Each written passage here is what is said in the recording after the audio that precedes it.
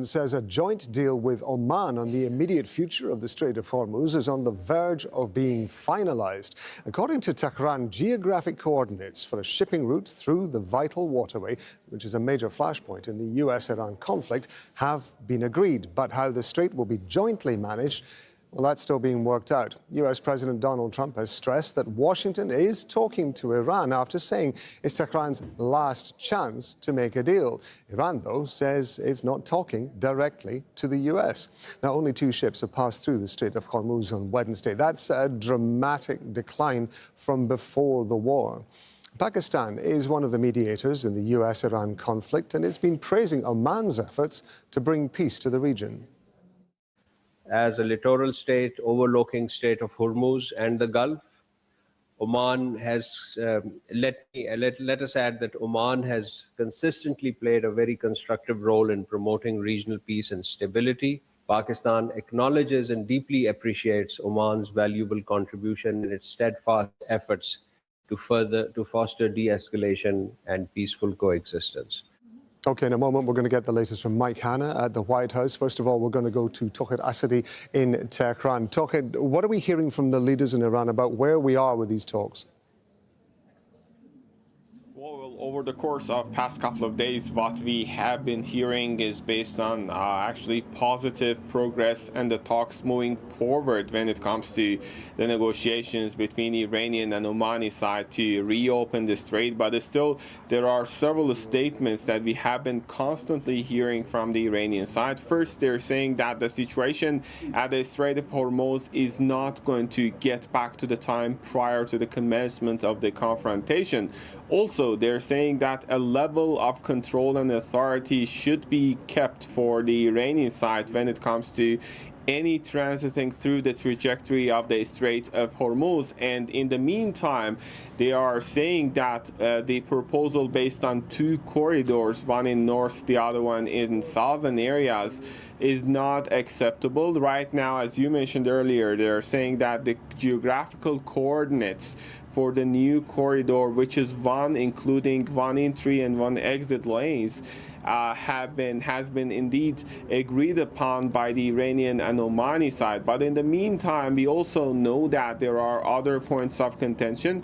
Yesterday, a diplomatic source told us that 1 or 2 minute issues are out there to be resolved, and we were expecting a deal to be reached by the end of today, but still seeing these controversies related to the demining operations, related to the charges that Iran was previously talking about, and the bilateral arrangement that Iran is insisting for the reopening of the strait, we know that at least up until this moment, we don't have any official announcement of the deal to be reached between the 2 sides. It's worth remembering, of course, that Iran is stressing that this is a deal solely with Oman, and it is separate to any sort of discussion that it might be having with the United States. But one would imagine that this would be a stepping stone towards broader talks. Do we have any idea what the prospects are for Iran-US direct talks? Yeah, there is no small spot of hesitation that these talks are interrelated, even though Iranians are saying that the talks at this point are limited to be conducted between Omani and Iranian side, and even though they are saying that there are no direct negotiations at this point taking place with the United States, we know that diplomatic engagement is underway, mediated communication goes on, and we know that the situation at the Strait of Hormuz per se cannot be dealt with, because on the other hand, Iran is talking about the necessity of actually the removal of the naval blockade. And speaking of the larger context, we know that when it comes to prospect of the talks between Iran and the United States, there are many more other points of contention remaining to be seen, whether diplomatically they can be resolved or not. Tawhid Asadi there talking to us from Tehran. We're going to go to Mike Hanna. He's joining me live from the White House. The polling on Iran is something that the Trump White House has been paying a great deal of attention to. The Republicans more broadly as well. Talk us through where those polls currently are. Well, the most recent poll has just been released, and it indicates or confirms that the vast majority of Americans are deeply opposed to this war. However, the majority of Republicans continue to support President Trump's actions in waging this war. So it is a figure that is clearly completely partisan. The massive majority of Democrats are opposed. The slim majority of Republicans are in favor. But perhaps the most significant figures is a question that was asked respondents, which party handles war and terrorism better? Now, when the question was first asked back in 2024, 39% said Republicans did, as opposed to 28% saying that Democrats did. But now, when the question was asked on Monday, 37% say Democrats handle these matters better, as opposed to 36% for Republicans. So this is a massive turnaround and is a possible trend that could severely threaten the Republican hold on the House and Congress come those midterm elections. Yeah. And Mike, there have been several media stories suggesting that the war in Iran has taken a significant toll on the level of munitions and ammunition that is available to the United States now around the world. This, I understand, is a source of frustration for Donald Trump. He is absolutely determined he has enough ammunition to be able to protect U.S. forces around the world. Yes, he's said so on his Truth Media platform, very vociferously backed up as well by his press secretary. But this follows reports unsourced by numerous media that there is a reduction in the U.S. stockpile, that it is a matter of concern. There are also reports out there that he had an argument with his defense secretary at a cabinet meeting in Camp David last Friday, asking why he was not informed about the true status of U.S. reserve munitions. But once again, the president denies it completely, and he refers to in inverted commas, leaker who is passing false information to the media. The leaker, he says, will be found. Meanwhile, in response to the reports that there was an argument between the defense secretary and President Trump, the defense secretary himself reportedly blamed it on his deputy. Mike, thank you very much indeed. That's Mike Hanna bringing us up to date there from the White House. Well, as we mentioned, traffic in the Strait of Hormuz and the Bab al-Mandab Strait on the Red Sea remains slow. Before the Iran war, up to 140 ships would pass through the Strait of Hormuz every day, but only 2 transited on Wednesday. Just 1 vessel passed through the Bab al-Mandab Strait. Yemen's Ansarullah Houthis have declared a blockade against Saudi Arabia in the Red Sea. Usually, up to 12% of global maritime trade transits Bab al-Mandab each year. Going to bring in our panel of guests. Joining me here in the studio is Paul Musgrave, an Associate Professor of Government at Georgetown University in Qatar. And in Tehran is Hamid Reza Kolimzadeh, Director of Diplo House. It's a political think tank based in the Iranian capital. Gentlemen, thank you very much indeed for being with me. Paul, I'm going to start with you. Up until this point, anything that we have been hearing coming from Iran tends to be from the leadership of the section of the leadership in Iran, which is favouring a diplomatic solution to this. Who do we have to hear from in Iran to get an indication that whatever deal is about to happen is actually more likely to go ahead?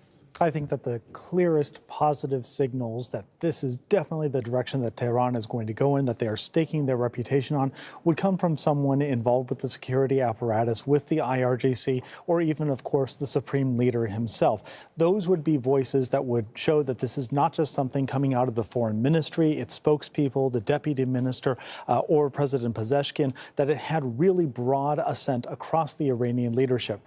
Right now, I don't see that. I haven't seen that in Western media reporting. And when I checked Tasnim news agency, I didn't see that this was something that they were really pushing as a solution. I saw a lot of, bragging, of posturing about Iran's military position, some castigating of the United States for expanding its own nuclear arsenal, which was clever propaganda.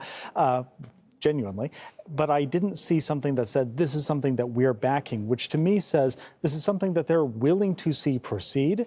They're, I think, appropriately cautious about whether the United States will hold on, will obey any deal that's signed. But it's also not something that they are putting forward with the full support of the regime, that it's something that might go forward or it's something that there might be internal divisions over.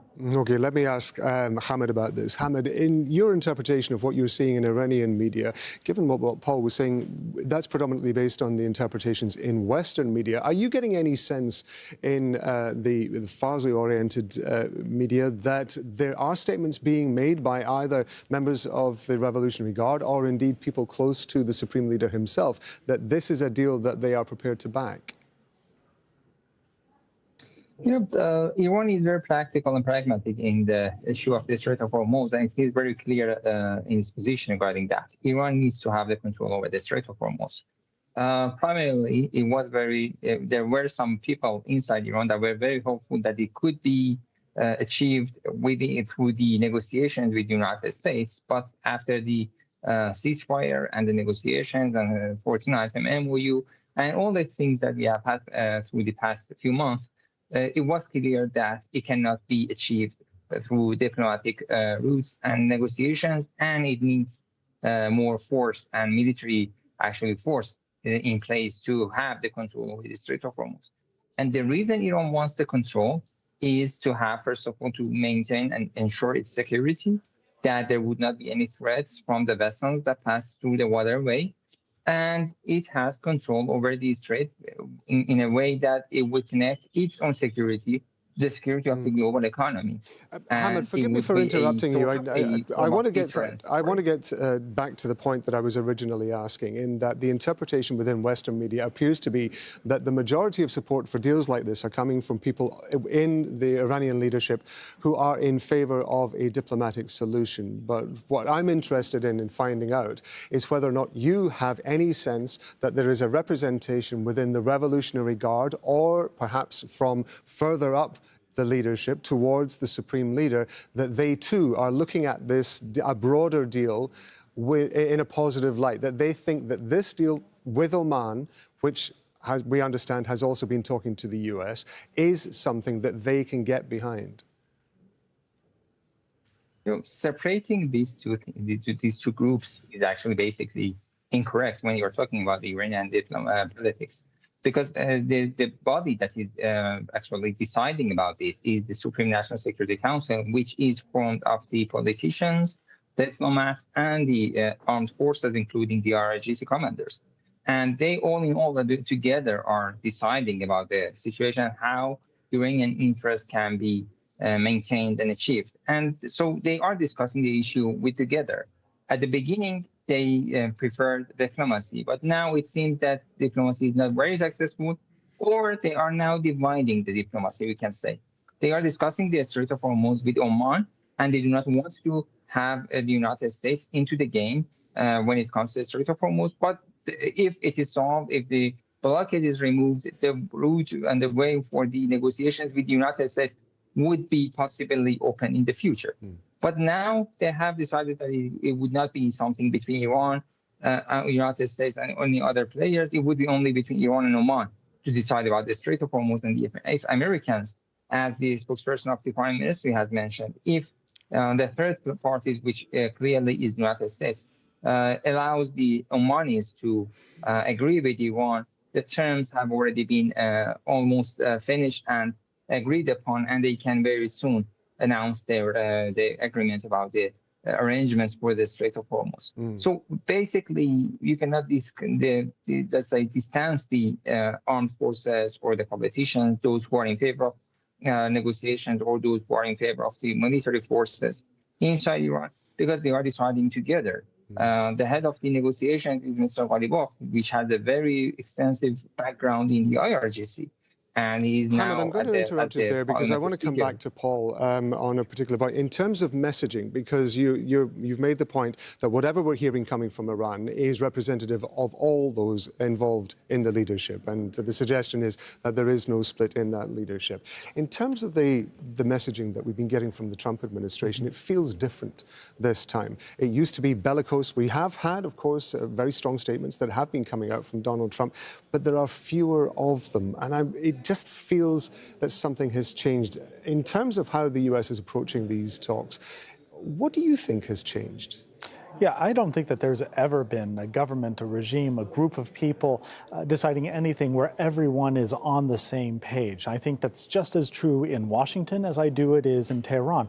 One of the things that I think that has changed over the past month is that there's a very important voice in Republican circles, in the Trump White House in particular, that is now missing. And I'm referring to the late Senator Lindsey Graham. Lindsey Graham was a hawkish figure, and that may be understating it. There's reportedly documentary footage in which he is, I think the word is jubilant over the advent of the Iran war. Certainly, he was always somebody who was calling for the use of U.S. military power against Iran. He was somebody who was trusted in Tel Aviv and Jerusalem. He was somebody who was trusted by President Trump, even though President Trump went against him in 2016. And now he has passed away. He's dead. And I don't think that there's a single figure with the same sort of stature and the same sort of policy views who has the ear of President Trump and the independent standing to make those connections. And, as an international relations scholar, like Hamid, I'm sure we were trained not to believe that personalities are that important. But we also weren't dealing with somebody who was as mercurial and as open to persuasion by individual people as Donald Trump himself. I think that's something that has changed, to use the expression, the vibes, really is that Senator Graham is not there. He is not there to put a hawkish case, and he's not there to put a hawkish case in a way that President Trump would find persuasive. I think that in the inner councils of his advisors, there is going to be a difference over how to approach this, and that might make diplomacy more likely than it would have been had he not passed away. Paul